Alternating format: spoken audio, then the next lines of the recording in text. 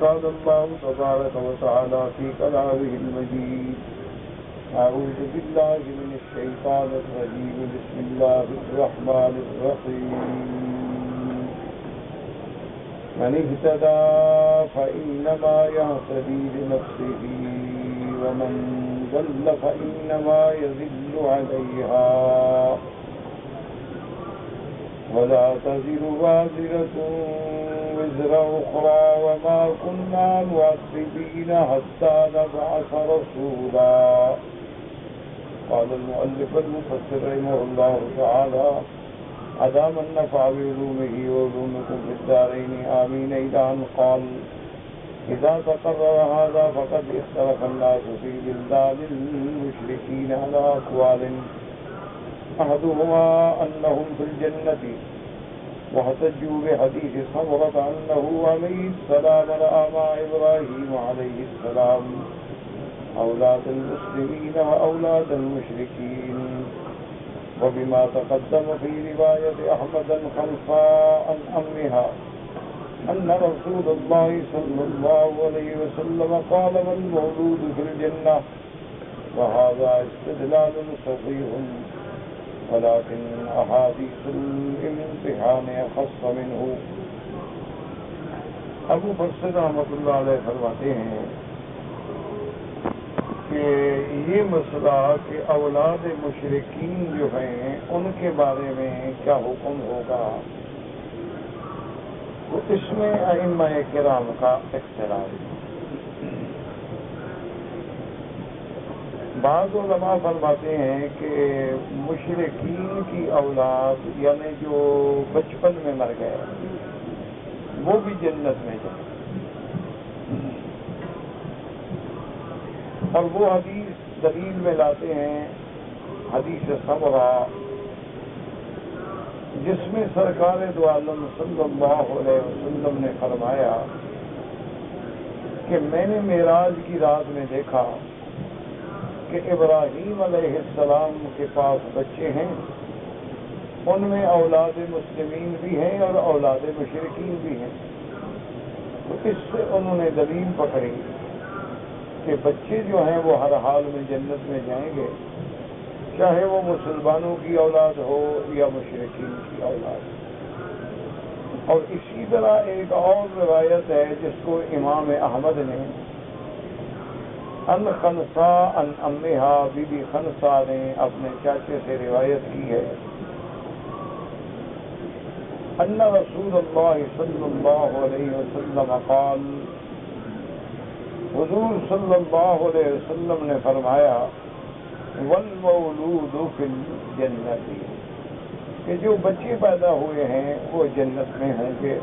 مفسر فرماتا ہے کہ یہ استدلال تو صحیح ہے، لیکن جو احادیث ہم پہلے پڑھ چکے ہیں کہ اللہ کی آمد میں ان کا امتحان لیں گے، جو امتحان میں کامیاب ہوگا وہ جنت میں جائے گا اور جو فیل ہوگا وہ جہنم میں جائے گا، تو وہ روایات زیادہ اخذ ہیں. فمن علم اللہ منه انه يجعل روحه في البرزخ مع ابراہیم واولاد المسلمین الذين ماتوا على الفطرة ومن علم منه أنه لا يجيب أمره إلى الله تعالى ويوم القيامة يكون في النار. اب مفسر رحمۃ اللہ علیہ فرماتے ہیں کہ اس کا مطلب یہ ہوگا کہ جن کے بارے میں اللہ جانتے ہیں کہ اس نے بڑا ہو کے مسلمان ہونا ہے، کیونکہ اللہ کے تو علم ہے، لہذا وہ تو حضرت ابراہیم علیہ السلام کے ساتھ ہوں گے برزخ میں، اور جن کے بارے میں اللہ کے علم میں ہے ان کے پیدا ہونے سے بھی پہلے کہ یہ لوگ کفر اختیار کریں گے، تو ان کا معاملہ جو ہے اللہ تبارک و تعالیٰ پر ہے، اور قیامت میں پھر اس کا ٹھکانہ جہنم ہوگا. کما دلت علیہ احادیث الامتحان، کہ جیسے آپ امتحان کی حدیثیں پڑھ چکے ہیں کہ اللہ کی آمد میں امتحان لیں گے، حکم دیں گے کہ اس آگ میں داخل ہو جاؤ، تو جو تعمیل کریں گے وہ جنت میں چلے جائیں گے اور جو ڈر جائیں گے وہ مارے جائیں گے. وَنَقَلَهُ الْأَشْعَرِيُّ عَنْ أَهْلِ السُّنَّةِ، اسی طرح اشعری نے اہل سنت سے بھی نقل فرمایا ثم ان هؤلاء القائلين بانهم في الجنة منهم من يجعلهم مستقلين فيها ومنهم من يجعلهم خدما لهم كما جاء في حديث علي بن زيد عن انس عند ابي داود الطيالسي وهو ضعيف والله اعلم. اب مفسر رحمۃ اللہ علیہ فرماتے ہیں کہ جو لوگ اس بات کے قائل ہیں کہ بچے جو ہیں وہ جنت میں جائیں گے چاہے وہ مشرکین کے بھی ہوں، اب ان میں بھی پھر دو قول ہیں. بعض تو کہتے ہیں ابھی وہ مستقل جنت میں، بعض کہتے ہیں جنت میں تو ہوں گے لیکن مومنوں کے خادم بن کے رہیں گے، وہ اہل جنت کے خادم ہوں گے. والقول الثانی انہم آبائهم فی النار. اب دوسرا قول یہ ہے کہ مشرکین کی اولاد جو ہے اپنے ماں باپ کے ساتھ جہنم میں ہوگی، کیونکہ ان کے والدین جہنم میں ہوں گے، وہ بھی اپنے ماں باپ کے ساتھ ہوں گے. واستدل علیہ بما رواه الامام احمد بن حنبل ان بالمغیرة حدثنا عتبة بن زبرة بن حبیب قال حدثني عبد الله بن ابي قيس مولى غطيف انه اتى عائشة رضی اللہ تعالی عنہا فسألها عن ذراری الكفار فقال قال رسول اللہ صلی اللہ علیہ وسلم هم تبع لآبائهم فقلت یا رسول اللہ صلی اللہ علیہ وسلم بلا اعمال فقال اللہ اعلم بما كانوا عاملین. اب اس دوسری روایت مبارک میں یہ آتا ہے، فرماتی ہیں قیس عبداللہ ابن ابی قیس کہتے ہیں کہ میں بی بی عائشہ کی خدمت میں حاضر ہوا اور میں نے ان سے یہ مسئلہ پوچھا کہ امہات المومنین یہ بچوں کے بارے میں کیا ہے کہ مشرکین کی جو اولاد ہے ان کا قیامت میں کیا انجام ہوگا. تو بی بی عائشہ نے فرمایا کہ ہم تبع لآبائہم، وہ اپنے والدین کے تابع ہوں گے، کیونکہ ان کے والدین جہنمی ہیں تو وہ بھی جہنمی ہیں. وہ فرماتے ہیں فقلت یا رسول اللہ، حضور سے یہ پوچھا گیا کہ رسول اللہ وہ بچے کافروں کے ہیں لیکن انہوں نے تو کوئی عمل برا کیا ہی نہیں، وہ تو بچے تھے. تو حضور نے فرمایا اللہ عالم، اللہ جانتے ہیں کہ وہ کیا عمل کریں گے. ان کے عمل کرنے سے پہلے بھی تو اللہ جانتے ہیں کہ انہوں نے اعمال کافرہ کرنے ہیں یا مسلمہ کرنے ہیں. وأخرجه أبو داود من حديث محمد بن حرب عن محمد بن زياد الألحاني سمعت عبد الله بن أبي قيس سمعت عائشة رضي الله تعالى عنها تقول سألت رسول الله صلى الله عليه وسلم عن ذراري المؤمنين. میں نے حضور سے پوچھا کہ مومنوں کے بچے قال هم آبائهم قلت وذراري المشركين. میں نے پوچھا حضور مشرکین کے بچے، فرمایا ہم مع آبائهم، وہ اپنے فقلت بلا عمل فقال اللہ اعلم بما كانوا عاملین.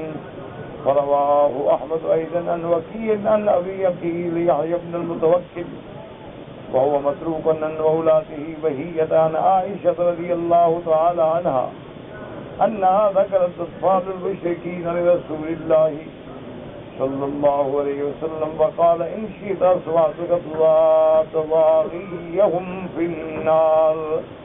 اس حدیث مبارک میں یہ بھی آتا ہے کہ بی بی عائشہ نے حضور سے سوال کیا کہ مشرکین کے بچوں کا، آپ نے فرمایا وہ جہنم میں ہوں گے، اگر چاہیں تو جہنم میں ان کا رونا ان کا چیخنا تمہیں سنوا دوں.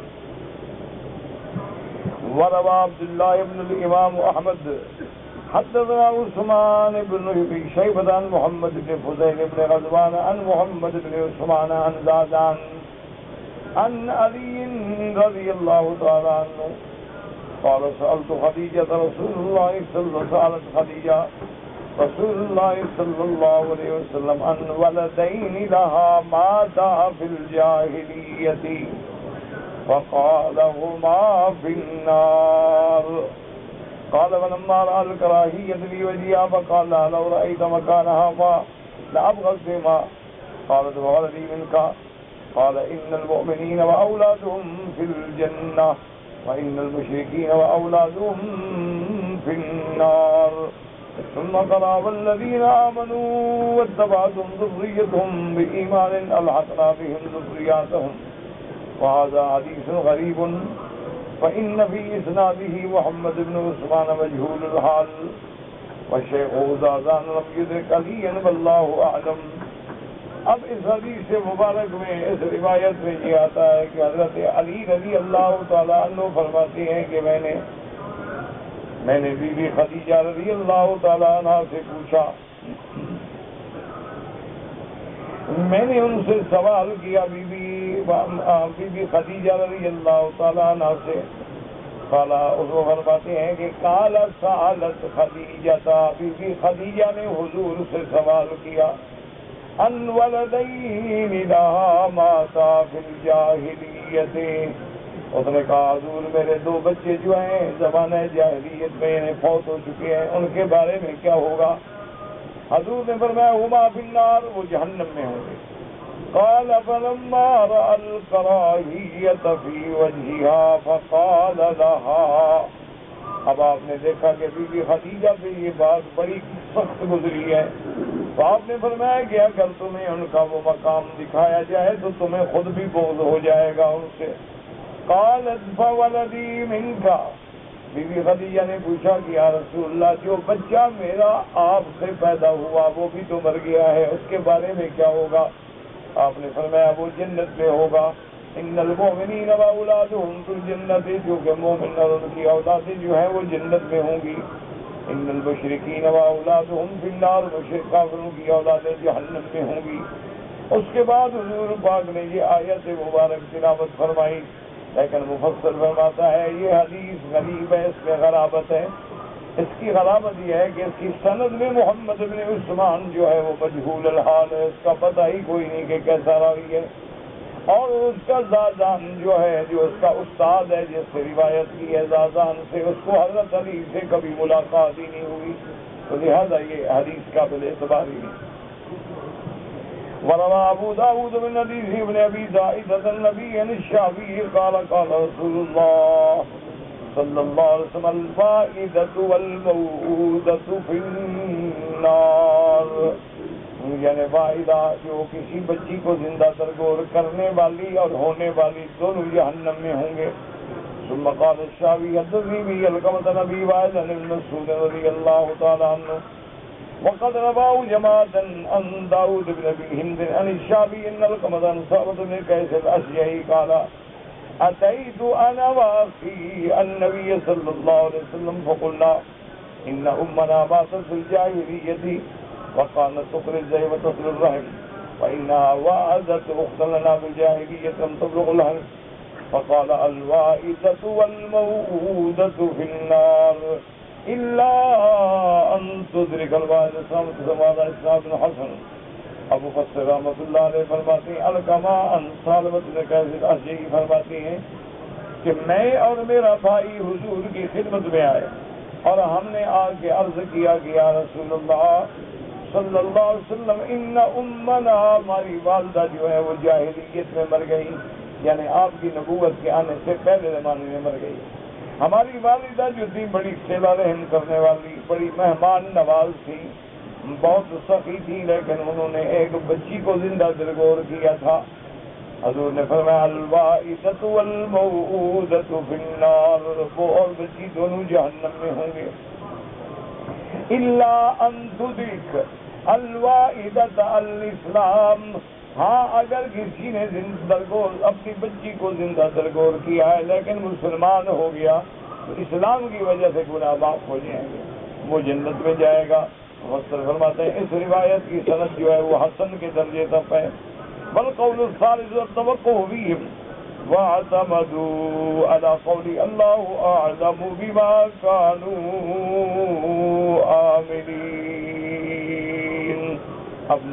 اب تیسرا قول یہ ہے کہ توقف، خاموش رہو، اللہ جانے، اللہ کا کام جانے. اللہ تبارک و تعالیٰ کے علم میں ہے، اللہ تبارک و تعالیٰ جنت میں بھیجے، اللہ تبارک و تعالیٰ جہنم میں بھیجے. یفعل ما یشاء ویحکم ما یرید. اور دوسرا اللہ چونکہ جانتے ہیں کسی کے پیدا ہونے سے پہلے بھی کہ یہ کیسے ہوگا، مسلمان ہوگا، شقی ہوگا، سعید ہوگا. وهو في الصحيحين من حديث جابر بن ابي ياسر سعيد بن جبير بن ابي عباس سئل رسول الله صلى الله عليه وسلم عن اولاد المشركين قال الله اعلم بما كانوا عاملين. حضور نے فرمایا اللہ جانتے ہیں کہ ان کے عمل کیا ہوں گے، اس لیے وہ اپنے علم پر معاملہ فرمائیں گے.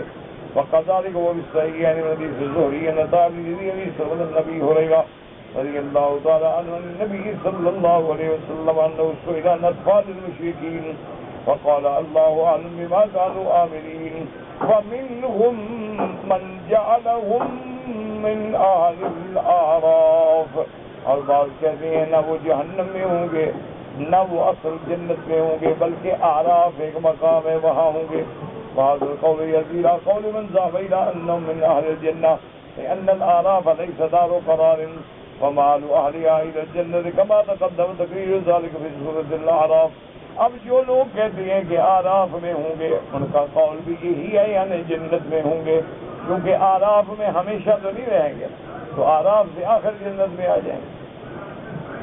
وَلِيَعْلَمْ أَنَّ هَذَا الْخِلَافُ مَخْصُوصٌ بِأَطْفَالِ الْمُشْرِكِينَ فأما ولدان المؤمنين خلاف بين العلماء كما قال القاضي أبو يعلى بن الفضاء الحنبلي أن الإمام أحمد أنه قال أعتقد من أهل الجنة وهذا هو المشهور بين الناس وهو الذي نقطع به إن شاء الله عز وجل. اب مقصد رحمۃ اللہ علیہ فرماتے ہیں کہ اس بات کو سمجھ لو یہ سارا جھگڑا جو ہے وہ مشرکین اور کافروں کے بچوں میں ہے، ایمان والوں کے بچوں میں تو جھگڑا ہی نہیں، وہ تو بالاتفاق ہے کہ جنت میں ہے، اس میں تو کوئی اختلاف ہی. اب اختلاف یہ ہے کہ کافر اور مشرک کے بچے جو ہیں وہ کہاں ہوں، تو اس کے اندر اختلاف پایا گیا لیکن مومنوں کے بچے میں کوئی اختلاف نہیں اور گویا کہ یہ قطعی بات ہے کہ وہ جنت میں ہوں گے. فاما ما ذكره الشيخ ابو عمر بن عبد البر بعض العلماء انهم توقفوا في ذلك وان البلدان كلهم تحت البشية. قال ابو عمر ذهب الى هذا القول جماعة من اهل الفقه والحديث. بعض لوگوں نے توقف کیا من حماد بن زید وحماد بن سلمة بن المبارك وسعد بن رافع وغيرهم قالوا وهو يشبه ما رسم مالك في موطأ في ابواب القدر وما اورد من الاحاديث في ذلك. وعلى ذلك أكثر أصحابه وليس المالك به شيء منصوص إلا أن المتأخرين ذهبوا إلى أن أطفال المسلمين والجنة وأطفال المشركين هذا المشهد انتهى كلام غريب جدا. فصل فرماتا ہے کہ بس اب یہ پکی بات ہے کہ مومنوں کی اولاد جو ہے وہ تو اللہ کی رحمت سے جنت میں جائے گی. وقد ذكروا في ذلك أيضا حديث عائشة بنت عائشة أم المؤمنين رضي الله تعالى عنه قالت يا النبي إلى جنازة صبي من الأنصار فقلت يا رسول الله طوبى له السر من أصابيل الجنة لم يعمل السوء ولم يدركه. فقال أو غير ذلك يا عائشة إن الله خلق الجنة وخلق لها أهلا في أصحاب آبائهم وخلق النار وخلق لها أهلا في أصحاب آبائهم. رواه مسلم وأبو داود والنسائي وابن ماجه. اب مفسر رحمۃ اللہ علیہ فرماتی ہیں کہ ایک حدیث مبارک ہے بی بی عائشہ فرماتی ہیں کہ حضور کو اطلاع دی گئی کہ ایک بچے کا جنازہ ہے تو بی بی عائشہ نے کہا کہ حضور مبارک کو اس بچے کو عصفور من اصافیر الجنت گویا وہ جنت کی چڑیوں میں ہے کہ چڑی ہے کہ اس بیچارے نے کوئی گناہ نہیں کیا کوئی برائی نہیں ہے تو سیدھا جنت میں گیا نا. حضور نے فرمایا عائشہ تمہیں کیا پتا ہے یہ اللہ کا معاملہ. ان اللہ خلق الجنہ اللہ نے جنت پیدا کی وخلق لها اهلا اور جنت کے لیے اللہ نے آدمی اپنی مخلوق پیدا کی حتیٰ کہ وہ اصحاب آبا میں ہوتے ہیں. وخلق النار وخلق لها اهلا من اصحاب آبائهم. اسی طرح اللہ نے جہنم پیدا کی ہے اور جہنم میں جانے والے جو ہیں ابھی ماں باپ کے اصحاب میں ہیں لیکن اللہ جانتے ہیں کہ وہ جہنمی ہیں. ولما كان الكلام في آدم يا تاجرات دلائل سيد جدا وكذب فيها من لا علم عنده الشارع قال يا جماعة من العلماء الكلام فيها. روى ذلك عن القاسم القاسم محمد بن ابي بكر الصديق محمد بن حنفية وغيرهم واخرج ابن حبان في سيد جرير بن عاصم سمعت وخرج على الطاووسي سمعت ابن عباس رضي الله تعالى عنه عن المنبر يقول قال رسول الله صلى الله عليه وسلم امر هذه الامه واتي انه مقاربا ما لم يتكلموا في البلدان والقدر. قال ابن حبان يعني اطفال المشركين. وهكذا رواه ابو بكر البزار من طریق جریر بن حازم به ثم قال وقد رواه جماعة النبی رجاء ان ابن عباس موقوفا.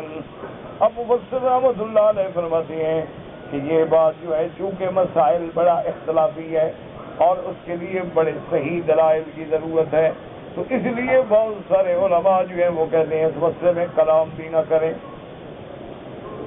اسی طرح حضرت ابن عباس رضی اللہ تعالیٰ عنہ منبر پہ سے فرمایا کہ حضور نے فرمایا لا یزال امر هذه الامت مواتیا، اس امت کا معاملہ جو ہے وہ ٹھیک رہے گا، لیکن جب یہ بچوں کے بارے میں تقدیر کے بارے میں بولنا کریں گے تو پھر ان کا معاملہ گمراہی کی طرف جائے گا.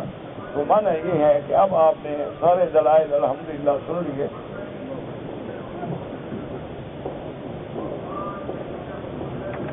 کہ بعض علماء نے فرما دیا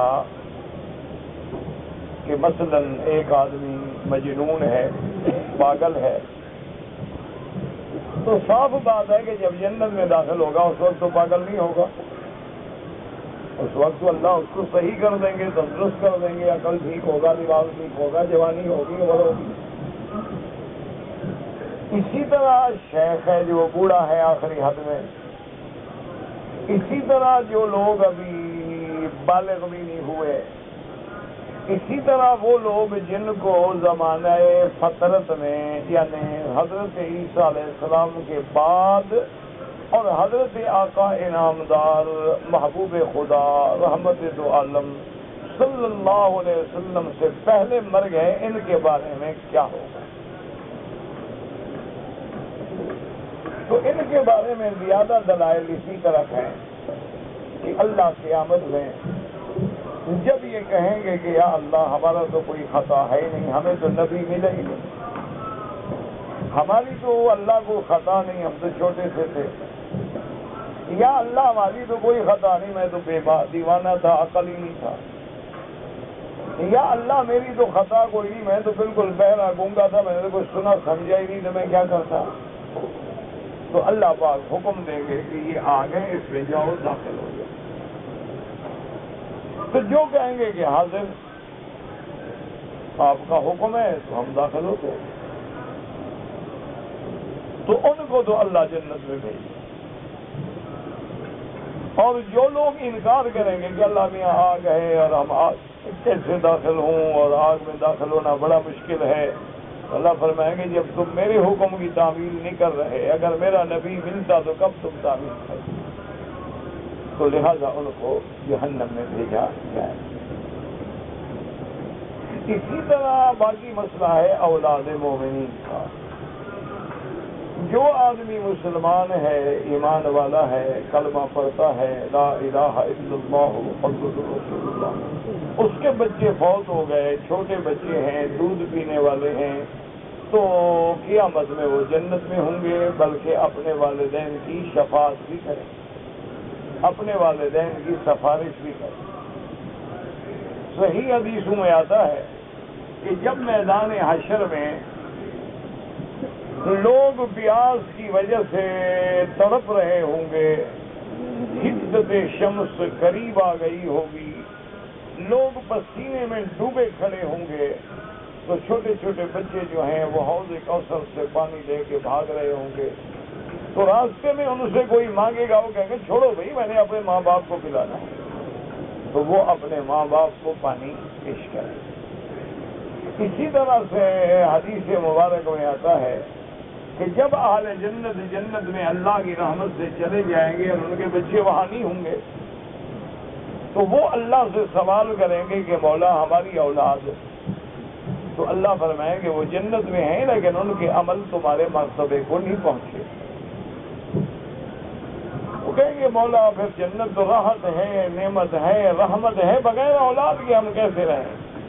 تو اللہ ان کی اولاد کے مرتبے بھی اونچے کرتے ہیں، ان میں کوئی جھگڑا نہیں. باقی رہ گئی اولاد مشرکین، تو اس میں بعض علماء نے کہا ہے کہ بھئی مسلمانوں کی اولاد اپنے والدین کے ساتھ، کافروں کی اولاد اپنے والدین. لیکن اس میں سب سے بہتر مسئلہ یہ ہے کہ آدمی توقف کرے اور اللہ سے چھوڑ دے کہ اللہ کی تقدیر ہے، اللہ کی مشیت ہے، وہ جو چاہیں معاملہ فرمائیں، اللہ تبارک و تعالیٰ چاہیں جنت پہ بھیج دیں، اللہ سے کوئی پوچھنے والا نہیں ہے۔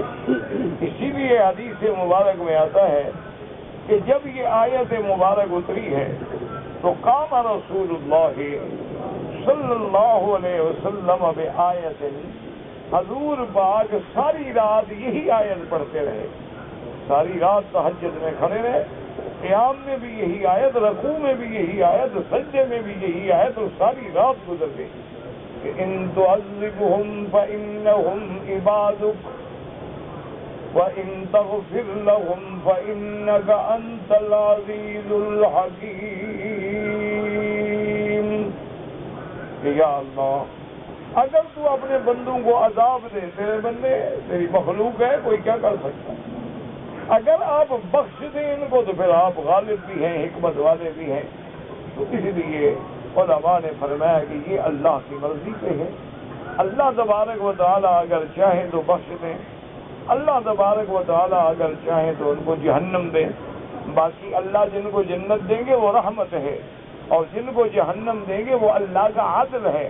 اللہ کسی کو جہنم بغیر جرم کے نہیں دیتے، ان کو کیوں دیں گے کہ اللہ کے علم میں ہے کہ یہ بڑے ہو کے کیا کریں گے، جیسا کہ واقعہ قرآن میں گزر چکا ہے کہ حضرت خضر نے ایک بچے کو قتل کیا اور موسیٰ علیہ السلام نے اعتراض کیا، تو پھر حضرت خضر نے بتلایا فما فعلته عن امری ذلك تعبیر ما لم تستطع علیہ صبرا، کہ موسیٰ علیہ السلام جو کچھ میں نے کیا ہے اپنی منشے سے نہیں، کہ اللہ کا حکم ہے، اللہ کا حکم یہی تھا کہ اس لڑکے کو قتل کر دیا جائے، ورنہ اس کی وجہ سے اس کا والدین جو تھے وہ گمراہ ہو جاتے۔ تو اللہ کی حکمتیں ہوتی ہیں جن کو ہم سمجھتے نہیں ہیں، تو اس لیے اس کا بہتر حل یہ ہوتا ہے کہ جب ایسے مشکل مسائل آ جائیں تو آدمی زبان بند رکھے اور احتیاط کرے۔ جیسے کہ حضرت عبداللہ ابن المبارک رحمۃ اللہ علیہ امیر المومنین فی الحدیث، ان سے ایک آدمی نے پوچھا کہ یزید کے بارے میں آپ کیا کہتے ہیں؟ انہوں نے کہا اللہ کے بندے، اللہ نے ہمیں اس وقت سے بچا لیا تو اب بلا وجہ پر زبان کھولنے کا ہمیں کیا حق ہے؟ یعنی اس دور میں ہم پیدا ہی نہیں ہوئے، ہم اس امتحان سے بچ گئے، تو جب اللہ نے ہمیں بچا لیا تو ہم کون ہیں زبان کھولنے والے؟ یہ معاملات ہیں اللہ کے ہاتھ میں ہیں، اللہ جانے، اور جن کے معاملات ہیں وہ جانے۔ کیونکہ حضرت حسین رضی اللہ تعالی عنہ وارضاہ آپ اہل بیت ہیں اور سیدہ شباب اہل الجنہ ہیں، آپ حسنین کریمین ہیں، اور آپ کی اللہ جانے آپ نے معافی کر دیا ہو، تو پھر ہم کون ہیں زبان کھولنے والے؟ یا اللہ جانے کہ اس کا اس مسئلے میں قطعاً دخل ہی نہ ہو، یہ تو اللہ جانے، کیونکہ اقتدار اس کا تھا، لہذا معاملہ اس کی طرف سے نسبت کر دیا گیا، لیکن ہو سکتا ہے اس نے یہ آرڈر ہی نہ کیا ہو کہ آپ کو شہید کیا جائے۔ تو یہ معاملات اللہ کے پاس ہیں، جب ہم تھے نہیں تو پھر بلا وجہ اپنے آپ کو کیوں الجھائیں؟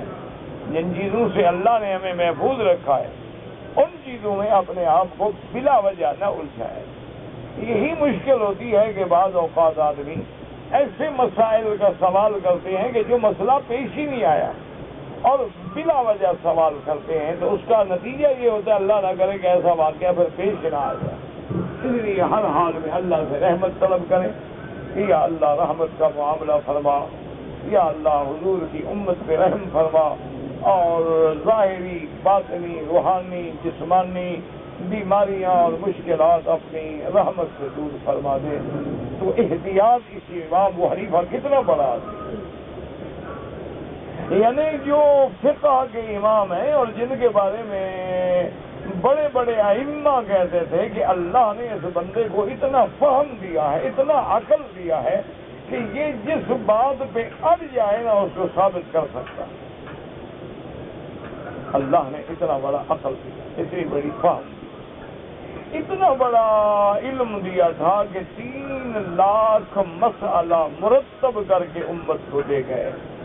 اللہ ان کی قبروں پہ کروڑوں رحمت۔ یہ تو ابھی جب آپ کے ملک میں اسلامی شریعت کونسل اسلامی آئین کی تدوین کر رہی تھی تو اس میں جو لوگ کام کر رہے تھے جسٹس اور بڑے بڑے مدبر اسکالر مفکر، ان کی میرے ساتھ ملاقات ہوئی تو انہوں نے کہا کہ مکی صاحب یہ الگ بات ہے کہ ہم حنفی ہیں اور حنفی تھے، لیکن انہوں نے کہا کہ ہمیں یہ علم نہیں تھا کہ ابو حنیفہ رحمۃ اللہ علیہ کا درجہ فقہ میں اتنا بلند ہوگا کہ اب جب ہم قانون بنانے کے لیے بیٹھتے ہیں اور جدید قوانین سے اس کا تقابل کرتے ہیں، جدید قوانین سے اس کا مقابلہ کرتے ہیں اور پھر اسلامی دفعات مرتب کرتے ہیں تو بہت سارے مسائل ایسے آ جاتے ہیں کہ جن کا ہمیں کہیں حوالہ نہیں ملتا، تو پھر ابو حنیفہ کی فقہ ہے جو ہماری جان چھڑاتی ہے، ورنہ ہمارے پاس کوئی جواب نہیں ہوتا۔ تو کہتے ہیں کہ اللہ ان کی قبروں پہ کروڑ رہے، کیوں؟ دیکھیں نا جی، ہر دور میں نئے مسائل پیدا ہوتے ہیں۔ مثال کے طور پہ جیسے چور کا ہاتھ کاٹنا، یہ تو قرآن ہے، نص ہے۔ ہاں، اگر ایک آدمی نہیں مانتا ہے وہ کافر ہے، اس سے جھگڑے ہی نہیں۔ یہ تو امر جو ہے نا، جو امر منسوس ہو، یعنی جو نص قطعی ہے، قرآن ہے یا حدیث رسول ہے اور اس درجے پہ حدیث پہنچ گئی ہے مشہور تواتر کے کہ اس کو غلط نہیں کہا جا سکتا، تو وہ تو مسئلہ نص۔ اب اللہ نے فرما دیا کہ السارق والسارقۃ فاقطعوا ایدیہما جزاء بما کسبا نکالا من اللہ، کہ چور مرد ہو یا عورت ہو اس کا ہاتھ کٹ ہے۔ قرآن نے یہ فیصلہ کیا۔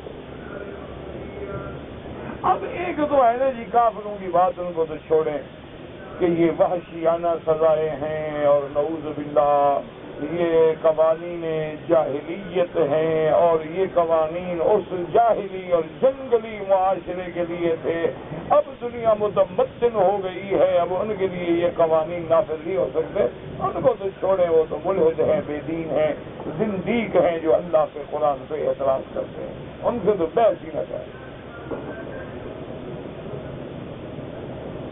لاکھوں آدمیوں کا گھر لٹ جانا، لاکھوں آدمیوں کی عزت لٹ جانا، لاکھوں آدمیوں کے گھروں کی حرمت ختم کر دینا جرم نہیں ہے، ہاتھ کٹنا جرم ہے، جاہلی قانون ہے۔ تو ان کا تو خیر ہے کہ موضوع الگ ہے، ان کو تو چھوڑیں، وہ تو زنا زفا ہیں، بحث کی ضرورت ہی نہیں ہے۔ اب مسئلہ یہ پیدا ہوتا ہے کہ قرآن نے یہ فرما دیا کہ فاقطعوا ایدیہما۔ اب آگے لوگ جو ہیں، اللہ معاف کرے، عقل عیار ہے،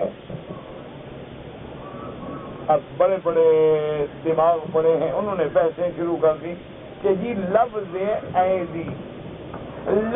ایدی کا اطلاق جو ہے وہ کہاں تک ہوتا ہے؟ قرآن کہتا ہے کہ فاغسلوا ایدیکم اذا قمتم الى الصلاة فاغسلوا ایدیکم الى المرافق۔ انہوں نے کہا قرآن تو یہاں تک بھی ایدی کہتا ہے۔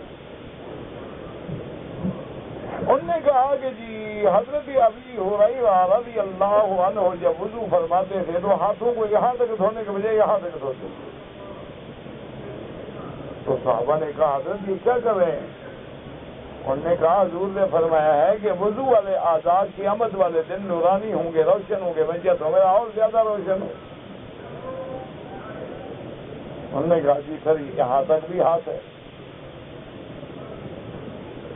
اسی طرح انہوں نے کہا جی کہ یہاں تک بھی ہاتھ ہے، یہ بھی یت ہے۔ اسی طرح انہوں نے کہا کہ جی بعض روایات میں آیات انگلیوں پر بھی ہاتھ کا اطلاق آیا ہے، جز پر اطلاق آ جاتا ہے، کل کا کبھی کل کا جز پر۔ اصل مقصد تو دشمنان دین کی دشمنی تھی اسلام سے، قرآن سے، لیکن اس کو عقل کے پیمانوں میں الجھایا لوگوں کے سامنے کہ دیکھو جی کیسے قرآن کا فیصلہ کریں، ہاتھ کاٹو جی کہاں سے کاٹے۔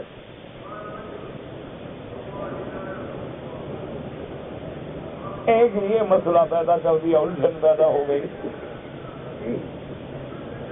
اچھا، اب وہ ہمارے ہاں ایک محاورہ ہے نا جی کہ جس آدمی کی نیت بد ہو بہانہ بدلا بہانہ بسیار، نیت بدلا بہانہ بسیار، کہ اگر نیت بری ہے تو پھر بہانے بہت۔ اب جو لوگ قرآن کے قانون کو نہیں عمل کرنا چاہتے، ان کے ہاتھ میں ایک بہانہ تو آ گیا، وہ جی پتہ ہی نہیں، قرآن کہتا ہے ہاتھ کاٹو، ٹھیک ہے، ہاتھ کہاں تک کاٹیں؟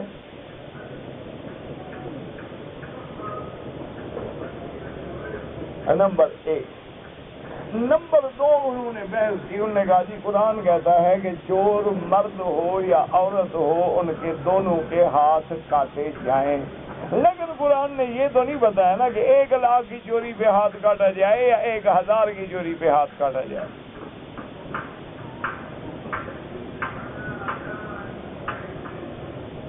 اسی لیے آج کل نوجوان ہیں نا، 2 حدیثیں پڑھ لیتے ہیں، کہتے ہیں ہم حدیث پہ عمل کریں، تو سمجھے مکہ کون؟ حدیث تو پڑھ لو گے۔ اگر ہر کسی نے مربع بنانا ہوتا نا تو مربی کی ضرورت ہی نہ ہوتی۔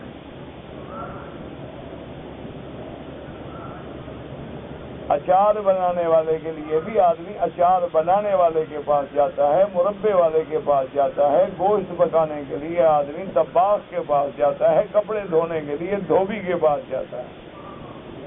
تو قرآن حدیث سمجھنے کے لیے بھی کسی کے دروازے پہ جانا پڑے گا۔ اپنے عقل سے سمجھو گے تو پھر بھٹکو،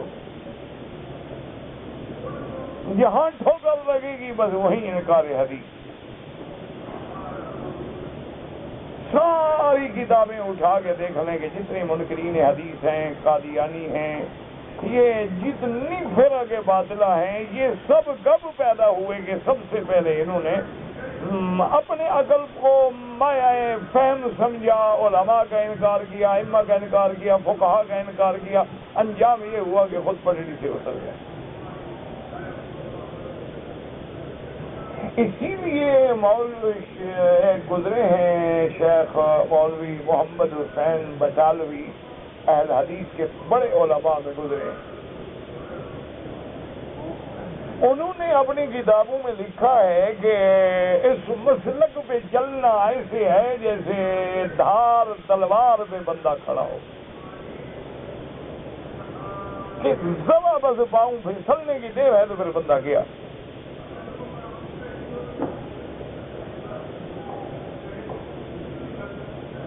تو اس لیے میرے عزیز سمجھیں کہ اللہ پاک آپ کو بھی اور مجھے بھی، اب انہوں نے ایک مسئلہ پیدا کر دیا، انہوں نے کہا کہ جناب قرآن نے یہ تو بتایا نہیں کہ 100 کی بھی چوری، 1000 کی بھی چوری، 1,00,000 کی بھی چوری، کروڑ کی بھی چوری، تو ہاتھ کتنی چوری پہ کاٹا جائے؟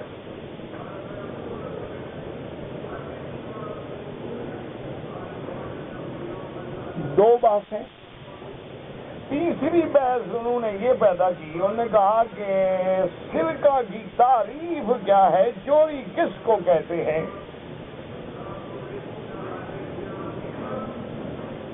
ایک آدمی جیب سے پیسے نکال لے، کیا یہ چوری ہے؟ ایک آدمی کے مال مویشی جو تھے وہ رات کو گھر سے نکل گئے، اگلا بندہ پکڑ کے لے گیا، کیا یہ چوری ہے؟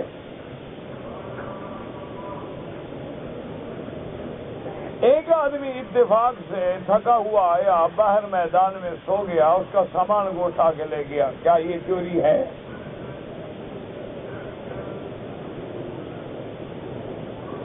یا جو مکان میں چیز محفوظ ہے، دروازہ بند ہے، اس کو نقب لگا کے دروازہ توڑ کے اندر سے نکالا جائے، اس کو چوری کہتے ہیں۔ اسی لیے آپ کا جو قوانین ہے نا آج کل لارڈ نکالے والے، یا 1935 انڈیا ایکٹ، پولیس ایکٹ جو ہے آپ کا، اس میں بھی وہ پولیس والوں کو یہ لکھنا پڑتا ہے کہ میرے مویشی 4 دیواری کے اندر بندے ہوئے تھے اور چور دیوار توڑ کے مویشی نکال کے لے گئے، اگر کہیں باہر بندے ہوئے تھے تو چوری نہیں بنتی۔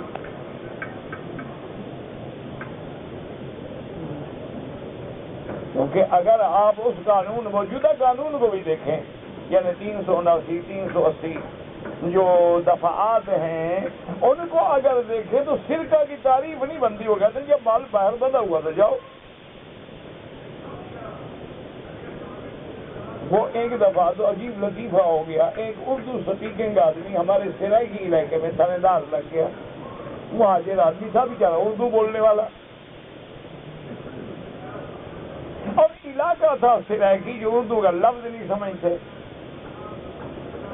اس بیچارے کے بیل چوری ہوئے، وہ تھانے پہ رپورٹ کرانے آیا. اتفاق سے سردار صاحب خود بیٹھے تھے. اس نے سلام کیا، ہاں بھائی کیسے آئے؟ انہوں نے کہا صحیح میرے دانت چوری کی ہے. اس نے کہا بے وقوف دانت کیسے چوری ہو گئے تمہارے؟ انہوں نے کہا جناب چوری ہو گئے. انہوں نے کہا کیسے چوری ہو گئے؟ منہ تمہارا کھلا تھا کہ بند تھا؟ انہوں نے کہا جناب منہ کا تو پتہ نہیں، میں تو نیند میں تھا. انہوں نے کہا پھر دانت چوری کیسے ہو گئے بدبخت؟ اب سپاہی آیا، اس نے کہا حضرت دانت تو دیکھ رہے ہیں اس کے منہ میں کھڑے ہیں، کہاں چوری ہو گئے؟ یہ اپنی زبان میں غریب بیل کو دانت کہتے ہیں، دانت نہیں کہہ رہا. وہ کہتا ہے میرے بیل چوری ہو گئے. ایسا سیدھا بکواس کرے نا کہ بیل چوری ہو گئے. تو بہرحال کہنے کا مقصد یہ ہے میرے عزیز کہ اب کیسے تعریف کریں گے آپ چوری؟ اچھا، ایک آدمی نے آپ کو زبردستی گن پوائنٹ پہ لوٹ لیا، کیا اس کو بھی آپ چوری کہیں گے یا ڈکیتی کہیں گے؟ اگر ڈکیتی کہیں گے تو اس کی تعریف کہاں سے لے آئیں گے؟ قرآن میں وہ کون سا لفظ ہے جو ڈکیتی پہ عمل کر دلالت کرے؟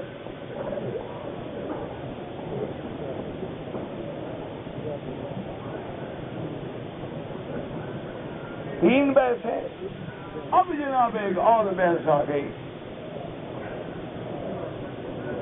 انہوں نے کہا کہ ٹھیک ہے جی ہاتھ کٹ گیا.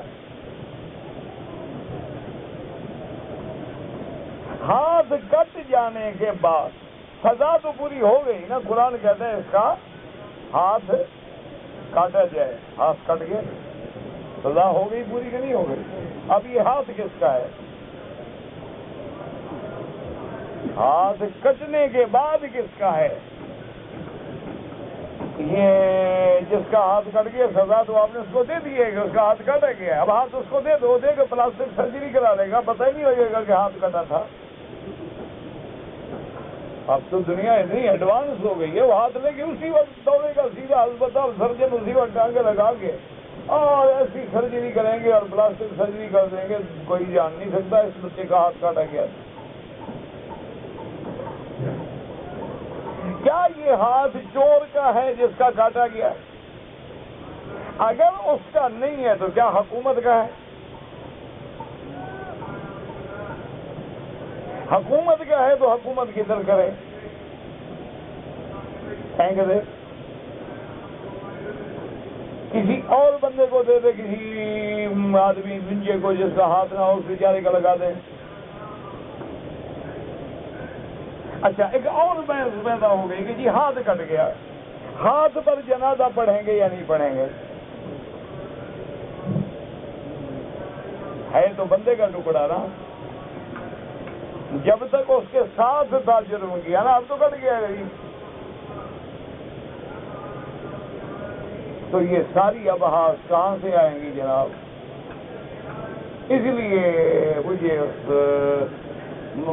جسٹس نے ابھی زندہ ہے ماشاءاللہ، بڑے دین والے آدمی ہیں، ایمان والے آدمی نے کہا وکیل صاحب خدا جانتا ہے کہ جب ہم ایسے مسائل میں، حالانکہ اس نے کہا میں خود ساری زندگی جج رہا، وہ سیشن جج رہے، پھر ہائی کورٹ جج بنے، پھر ہائی کورٹ کے چیف بنے، پھر سپریم کورٹ میں آئے، بڑے آخری عہدوں میں پہنچے بیچارے ماشاءاللہ. اب بھی ہیں ماشاءاللہ، داڑھی سنت پہ چلنے والا بندہ ہے. اس نے کہا کہ جب ہم ان مسائل میں الجھ جاتے ہیں تو اللہ ابو حنیفہ پہ رحمت ہے،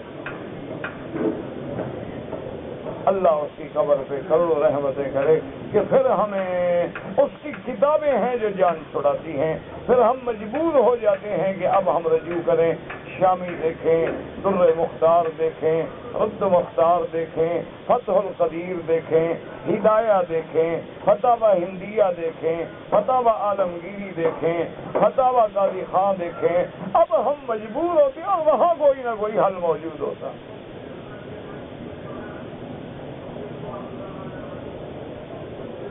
تو ائمہ نے جنہوں نے اس پہ غور کیا انہوں نے فرمایا کہ یہ آیت قرآن کس پہ اتری ہے؟ ہاں جی بھائی اللہ کا قرآن کس پہ اترا؟ ابھی تک یہ بھی پتہ نہیں لگا، 1400 سال ہو گئے قوم کو یہ بھی پتہ نہیں لگا۔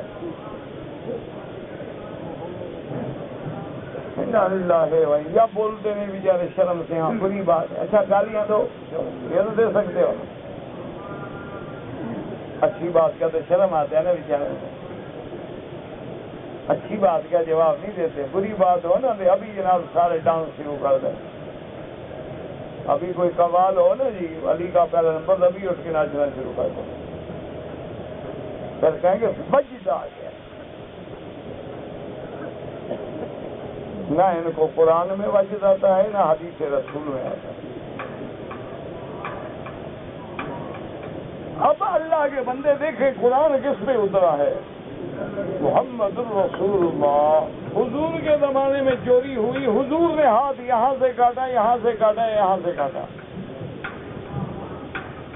بس فیصلہ ہوگا کہ ایسی کی تعریف جو ہے وہ ہوگی جو محمد رسول اللہ نے کی ہے، جس میں قرآن اترا ہے۔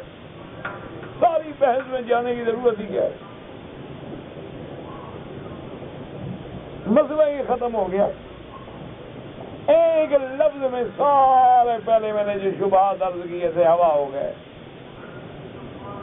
دوسری بات یہ ہے کہ اگر ہاتھ اس کو دیا جائے یا نہ، قرآن نے خود بتا دیا کہ ہاتھ کیوں کاٹا جائے، فَقْطَعُوا أَيْدِيَهُمَا نَكَالًا، عبرت بنے لوگوں کے لیے۔ اب ہاتھ واپس کرتے ہیں، عبرت تو نہ بنا، تو صاف ثابت ہو گیا کہ چور کو ہاتھ نہیں دیا جائے گا۔ جنازے کی بات آئے گی تو وہ بھی صاف آ جائے گا کہ جب عضو کٹ جاتا ہے تو اس جز کو کل نہیں کہا جاتا۔ جنازہ تب ہوگا جب کل ہو، جب جز ہو تو جنازہ نہیں ہوتا۔ کہ جیسے ایک لوتھڑا تو بنا تھا ماں کے پیٹ میں، گر گیا، اسقاط ہو گیا، جنازہ نہیں ہوگا، لیکن بچہ بن گیا اور چیخ ماری تو جنازہ ہوگا کہ اب وہ کل بن چکا ہے۔ مسئلہ تو موجود تھا، لیکن سمجھنے کے لیے فقہا کی ضرورت تھی۔ یہ نہیں کہ قرآن میں مسئلہ نہیں، قرآن تو ایک لفظ میں ساری حکمتیں بیان فرما دیتا ہے، اور اس کی تفصیل سمجھانے والے کون ہیں؟ محمد الرسول اللہ۔ اور اس عمل پہ گواہی دینے والے کون ہیں؟ اصحاب رسول اللہ۔ اور پھر اس کو نکھار کے یوں سمجھ لیں کہ ایک آدمی باغ لگاتا ہے، ایک آدمی پھول لگاتا ہے، ایک آدمی نگرانی کرتا ہے، سردی گرمی سے بچاتا ہے، پھول لہلہاتے ہیں، اور ایک عقل والا مالی جا کے ایک ایک شاخ سے پھول توڑ کے گلدستہ بناتا ہے۔ یہی کام ہے فقہا کا، کہ جو محدثین نے پھول جوڑے تھے، جمع کیے تھے، انہوں نے گلدستہ بنا کے امت کے سامنے رکھ دیا کہ یہ مسئلہ ہے، یہ دیکھنا ہو یہ دیکھو۔ اب مسئلہ رہ گیا تھا کہ جی کتنا چوری ہونے کا 10 درہم، کیونکہ حضور پاک نے ایک اتنی مالیت کے مسئلے پر ہاتھ کاٹنے کا حکم دیا تھا، لہذا طے ہو گیا، تو کوئی جھگڑا باقی نہ رہا۔ اس لیے ہمیشہ یاد رکھیں کہ ایسے مسائل جب مشکل پیش آئیں یا تو زبان بند رکھو۔ یہ اللہ نے ہم سے قبر میں نہیں پوچھنا، حشر میں نہیں پوچھنا، ہم کیوں عقل لڑائیں جی، ہمارا کون سا اتنا بڑا عقل ہے؟ اللہ پاک ہم سے پوچھیں گے کہ بی بی خدیجہ کے بیٹے کہاں ہیں؟ اللہ پاک ہم سے پوچھیں گے جی ابراہیم علیہ السلام کا آزر باپ تھا یا چاچا تھا؟ قرآن کہتا ہے باپ تھا، باپ تھا، باپ ختم ہو گئے، ہم کیوں الجھن میں جائیں؟ تو اسی لیے ہمیشہ یاد رکھیں کہ آپ نے دیکھا ہے نا کہ بڑے بڑے لوگوں نے قرآن کی تفاسیر لکھی ہیں، انگلش میں لکھی ہیں، فرنچ میں لکھی ہیں، اردو میں لکھی ہیں، لیکن جو لوگ علماء نہیں تھے، جو لوگ مطالعے کی پیداوار تھے، جن لوگوں نے لائبریریوں میں استفادہ کیا تھا، ان کی بڑی محنت ہے بیچاروں کی، لیکن ایسی ایسی ٹھوکریں کھائی ہیں کہ وہ ٹھوکریں کافروں نے بھی نہیں کھائی۔ ساری تفسیر جو ہے ختم گرل ہو کے رہ جاتی ہے، ایک کلمے میں کافر بنا دے، باقی کیا کریں گے یار؟ وجہ کیا تھی کہ علم اپنے راستے سے نہیں آیا تھا. فَاتُ الْبُيُوتَ مِنْ أَبْوَابِهَا، گھر میں آنا ہو دروازے سے آؤ، دیواریں نہ پھلانگو. اور دروازے سے آنے کا طریقہ کیا ہے کہ علماء سے پڑھو، علماء سے پڑھیں گے. یہ سلسلہ جڑے گا کہاں تک؟ حضرت محمد رسول اللہ صلی اللہ علیہ وسلم. اسی لیے سند ہوتی ہے کہ قال فلان فلان فلان فلان فلان عن ابی ہریرہ قال رسول اللہ صلی اللہ علیہ وسلم. اب دیکھا نا محدثین بحث کر رہے ہیں کہ اس میں فلاں آدمی جو ہے وہ تو مجہول ہے، پتہ ہی کوئی نہیں کون ہے. وہ بحث کر رہے ہیں کہ زازان کہتے ہیں ان علی، تو زازان نے تو حضرت علی کو دیکھا ہی نہیں، تو انا سے کیسے روایت کر رہا ہے؟ یہ علماء کا کام ہے کہ وہ کہہ رہے ہیں حدثنا، صیغہ تحدیث ہے. کیوں؟ کہیں کہتا ہے اخبرنا، کہیں کہتا ہے عن، کہیں کہتا ہے سمعت، کہیں کہتا ہے بلغنی، کہیں کہتا ہے اخبرنی، کہیں کہتا ہے اخبرت. تو یہ علماء فیصلہ کریں گے کہ یہ لفظ کہاں کہاں بولے جاتے ہیں. لیکن آج مشکل ہے، کچی روٹی پڑھ کے پکی روٹی پڑھ کے لوگ مولوی بن گئے. مسئلہ پھر انہوں نے یہی سمجھا ہے کہ حلوہ رکھو ہم ختم پڑے. انا للہ و انا الیہ راجعون. اور اللہ پاک سے دعا کریں اللہ حضور کی امت پہ رحم کرے، اللہ ہم سب پہ رحم کرے، مشکلات دور فرمائے. ایک آدمی حافظ قرآن ہے، اس کی ٹانگیں نہیں ہیں، اس کے پیچھے نماز ہو جائے گی؟ بالکل ہو جائے. کیوں نہیں ہو جائے گی؟ اندھے کے پیچھے بھی ہو جائے گی، لنگڑے کے پیچھے بھی ہو جائے گی. لیکن اگر آنکھوں والے اور صحیح سلامت آدمی موجود ہیں تو ان کو امام بناؤ، تاکہ امام ایسا ہو جس کو لوگ محبوب سمجھیں، اس میں کوئی ایسی چیز نہ ہو کہ لوگ کراہت محسوس کریں. امام کو تو حتیٰ کہ اب دیکھیں نا، اب یہی امام کا مسئلہ آ گیا. حدیث میں آتا ہے امام کون ہے؟ فلیؤمکم اقرأکم، جو قاری ہو. امام کون ہو؟ فلیؤمکم اعلمکم، جو عالم ہو. اچھا اب یہ ہے کہ دونوں عالم ہیں، دونوں قاری ہیں، اب کیا کریں؟ بھائی دو عالم اکٹھے ہو گئے. اچھا دونوں خدا کی شان ہے، عالم بھی ہیں قاری بھی ہیں. اب کیا کریں؟ تو حدیث حل کر اکبرکم سنن، ان میں جو عمر میں بڑا ہو گئے اس کو آگے کرو. اچھا دونوں بزرگ ہیں، پھر کیا کریں؟ عالم بھی دونوں ہیں، قاری بھی دونوں ہیں، دونوں ماشاءاللہ 70 سال کے ہیں. اب کیا کریں؟ پھر میں احسنہم وجہن، جس کا چہرہ خوبصورت ہو، شخصیت ہو، پرسنالٹی ہو، جس کے دیکھنے سے آدمی کا ایمان تازہ ہوتا ہو. اذا رؤوا ذکر اللہ، اللہ والوں کی نشانی یہ ہے کہ جب ان کے چہرے پہ نظر پڑے تو خدا یاد آئے. اللہ والوں کی نشانی یہ نہیں ہوتی ہے کہ گردن موٹی ہو، پیٹ چوڑا ہو، آگے پیچھے 10 خلیفے ہوں، 2-4 چمچے ہوں، 5-8 کپڑے اٹھانے والے ہوں، 8-10 جوتا پکڑنے والے ہوں، کچھ نغالتی ہوں. وہ نہیں ہوتے، وہ تو مداری ہوتے. اولیاء اللہ وہ ہوتے ہیں جن کی صحبت میں بیٹھو تیرا دل کرے کہ میں قرآن پڑھوں، نماز پڑھوں، اللہ کا ذکر کروں. بس سمجھ جاؤ یہ ولی ہے. جس کی صحبت میں خدا یاد آئے ولی ہے، جس کی صحبت میں شیطان یاد آئے سمجھو بداری.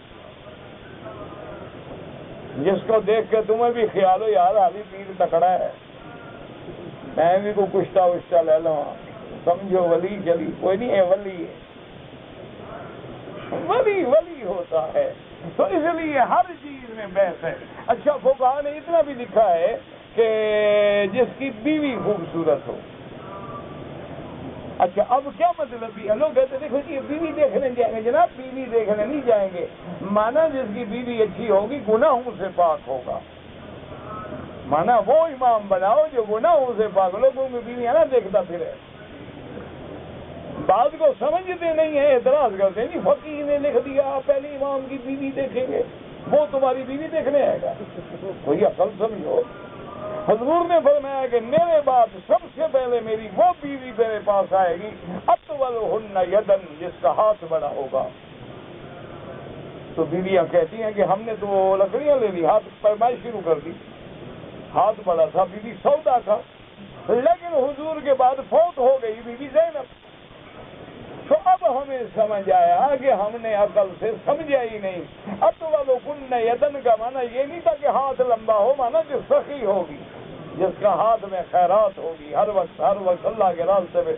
تو بی بی زینب چونکہ ام المساکین تھی، وہ سخی تھی، تو حضور نے وہ لفظ کنایا فرمایا تھا. اسی طرح علماء کے کنائے ہوتے ہیں، مانا یہ ہے وہ گناہوں سے پاک ہو، وہ عفیف ہو، اور اس کو لوگ برا نہ سمجھتے ہوں، اس کے دیکھنے سے لوگوں کو محبت پیدا ہوتی ہو. تو ہر چیز میں ابحاث ہیں. ویسے نماز سب کے پیچھے ہو جائے گی.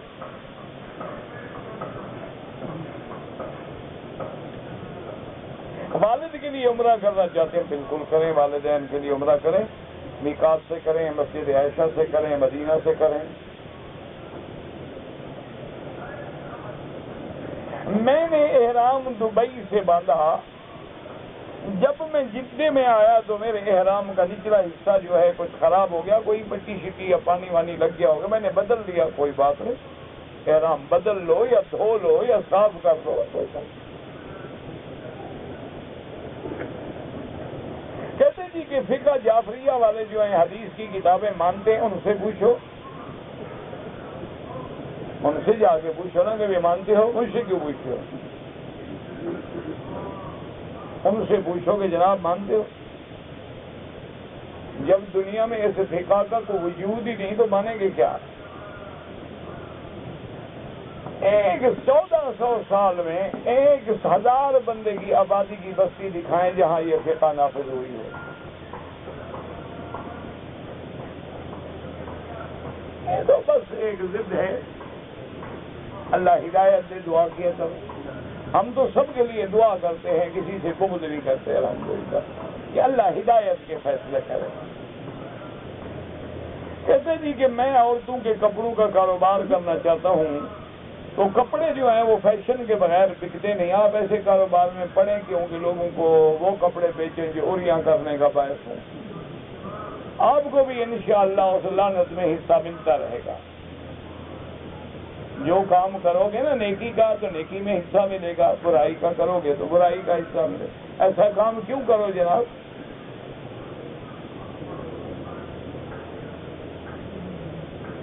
کہتے جی کہ میت کو بخشوانے کے لیے 70,000 دفعہ کلمہ پڑھیں، تو بس پھر تو 70,000 دفعہ کلمہ پڑھ کے رام چندر کو بھی بخشوا لیں. یہ کیا بات ہے؟ موت ایمان پہ ہوئی ہے تو پھر کلمہ بھی فائدہ دے گا، دعائیں بھی فائدہ دیں گی. اگر وہ مشرک مر گیا ہے تو سیدھا جہنم میں ہے، چاہے 4 لاکھ کا ختم پڑھو. کہتے جی کہ شیئر کا کاروبار جائز ہے. کس چیز کا شیئر؟ مجھے کیا پتا. آپ جا کے شراب خانے میں شیئر ڈال دیں، آپ خنزیر بیچنے میں شیئر ڈال دیں تو حلال ہو جائے گا. دیکھنا پڑے گا کہ شیئر مضاربے کا ہے، مشارکہ کا ہے، مرابحہ کا ہے، آگے وہ چیز اسلام کے مطابق ہے نہیں ہے. شیئر دیکھنا پڑے گا نا کس میں شیئر لے رہے ہیں آپ. اگر کاروبار اسلام کے مطابق ہے شیئر لے. حج مفرد والے پر حج کی بکری واجب نہیں، کرے تو الحمدللہ. اگر مجھے دم پڑ گئی نہیں ہے پیسے، جب اللہ دے کر دینا، ورنہ 10 روزے رکھو. اگر ایک آدمی نے 7 کے بجائے صفا کے 14 چکر لگائے، 7 ویسے چٹی پڑ گئی، ادا 7 ہوئے.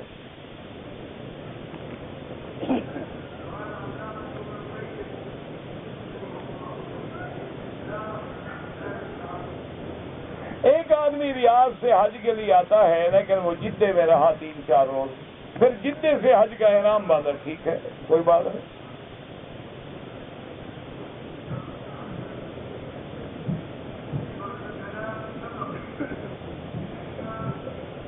ایک عورت نے مدینہ منورہ سے احرام باندھا، وہ حیض روکنے والی دوائی استعمال کر رہی تھی. عمرہ کے بعد اسے محسوس ہوا کہ چند قطرے خون کے آئے ہیں. بہرحال اگر اللہ نے پیسہ دیا ہے، احتیاط اسی میں ہے کہ ایک بکری دم ادا کر دو، کیونکہ تمہارا عمرہ جو ہے طواف ہو سکتا ہے کہ اس ناپاکی کی حالت میں ہوا ہو. اور اگر غریبی ہے تو گنجائش نکل سکتی ہے کہ حیض پھر آیا تو نہیں نا، اس کا مطلب ہے کہ گرمی کی وجہ سے یا ٹریولنگ کی وجہ سے کچھ قطرے آ گئے تو اس کو حیض شمار نہیں کیا جائے گا۔ لیکن اگر اللہ نے توفیق دی ہو تو وہ ہم نہ کریں، ایک بکری 200-250 میں کیا ہو جائے گا۔ کہتے جی کہ مکہ مکرمہ اور مدینہ منورہ میں جو لوگ سوال نہیں کرتے لیکن آپ کو پتہ ہے مستحق ہیں، غریب ہیں، تو بالکل دے، ان کو صدقہ دینے میں بڑا ثواب ہے، اللہ 1 لاکھ دیں گے۔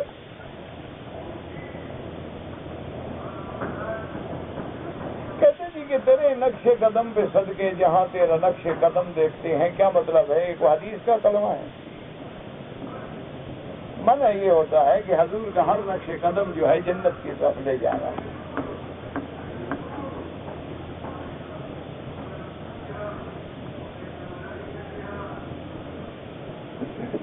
کہتے جی کہ میں عمرے پہ آیا ہوں رمضان سے پہلے، اور رمضان المبارک کے 4 دن گزار کے میں جاؤں گا، تو کیا یہ عمرہ وہ عمرہ شمار ہوگا جو رمضان کا ہے؟ بالکل نہیں۔ رمضان میں جب آپ عمرہ کریں گے نہیں تو شمار کیسے ہوگا؟ کیا پہلے ہے شمار رمضان میں ہو جائے گا؟ اس کا آسان حل ہے کہ رمضان کے اندر تم مدینے چلے جاؤ، مدینہ منورہ جانے کے بعد 1 آدھا دن زیارت کر لو، پھر وہیں سے احرام باندھ کے عمرہ کر لو، تو وہ عمرہ تمہارا رمضان کا ہو جائے گا۔ کوئی مشکل بات ہے؟ تیمم جب کرنا ہے تو کوہنیوں تک، یہ کوہنی تک کرنا ہے، پہلے ہاتھوں کا پھر کوہنی تک۔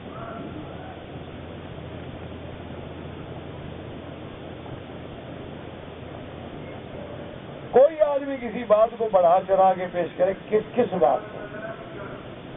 اولاد ماں یا باپ کی زیادہ عزت کرے، دونوں کی عزت کرے، ماں کا زیادہ حق ہے۔ حافظ قرآن انشاءاللہ جنتی ہے، اس کے والدین کو قیامت میں تاج پہنایا جائے گا۔ کبیرہ گناہ جو ہیں حضور نے بیان فرما دیے ہیں، جیسے چوری ہے، زنا ہے، شرب خمر ہے، یہ سب کبیرہ ہیں۔ امام جب سری نمازیں پڑھتے ہیں یعنی ظہر اور عصر، ان کے پیچھے فاتحہ پڑھنی چاہیے۔ حنفی ہے نہ پڑھے، شافعی ہے پڑھا کرے۔ ان اللہ یغفر الذنوب جمیعا میں حقوق العباد ہے نہیں، حقوق العباد نہیں بخشے جائیں گے۔ اپنا بھابھیوں سے، سالیوں سے پردہ بالکل ضروری ہے۔ یہ سب سے زیادہ خطرناک مسئلہ یہی ہے۔ دیور، بھابھی، ننند، سالیاں، بالیاں، فرسٹ کزن، سیکنڈ کزن، یہ کزن جو ہے بجن سمجھیں آپ، بس ان سے پردہ ضروری ہے۔ یہ تو موت ہیں، حضور نے فرمایا الحموم والموت۔